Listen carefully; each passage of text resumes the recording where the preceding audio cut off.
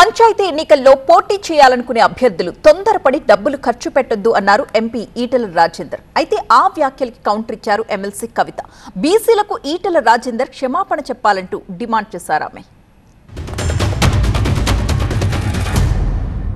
మీరు షెడ్యూల్ ప్రకటించి గ్రామీణ ప్రాంతాలలో ఎక్కడికక్కడ నేను వార్డు మెంబర్కి పోటీ చేయాలి, నేను సర్పంచ్కి పోటీ చేయాలి, నేను ఎంపీటీసీ పోటీ చేయాలని చెప్పి అనుకుంటోళ్ళు ఏం లేదా అని చెప్పి ఇప్పుడే కూర్చోబెట్టి దావతులు ఇచ్చే పరిస్థితికి వస్తే డబ్బులన్నీ ఖర్చు పెట్టిన తర్వాత ఇవాళ అసలే దసరా పండుగ, అసలే బతుకమ్మ పండుగ, నిన్న మీరు షెడ్యూల్ ఇచ్చిండ్రు, నిన్న నుంచెల్లే ఉత్సాహం మొదలైంది.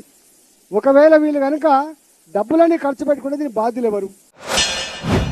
ఈటెల రాజేంద్ర గారు బీసీలకు తక్షణమే క్షమాపణ చెప్పాలి. ఒక బీసీ బిడ్డగా, ఒక ఉద్యమ బిడ్డగా మీరు బీసీల పక్షాన నిలబడాలి. అవసరమైతే బీజేపీ పార్టీలో కొట్లాడండి రాజేంద్ర అన్న, మీరు కొట్లాడన్న రిజర్వేషన్ తీసుకురండి.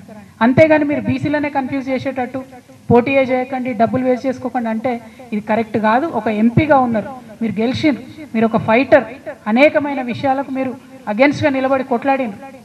మీ మీద ఉన్నటువంటి గౌరవాన్ని దయచేసి తగ్గించుకోవద్దని చెప్పి ఈ సందర్భంగా నేను భారతీయ జనతా పార్టీని కోరుతూ మరి ఈటెల రాజేంద్ర అన్న క్లారిఫికేషన్ ఇవ్వాలి.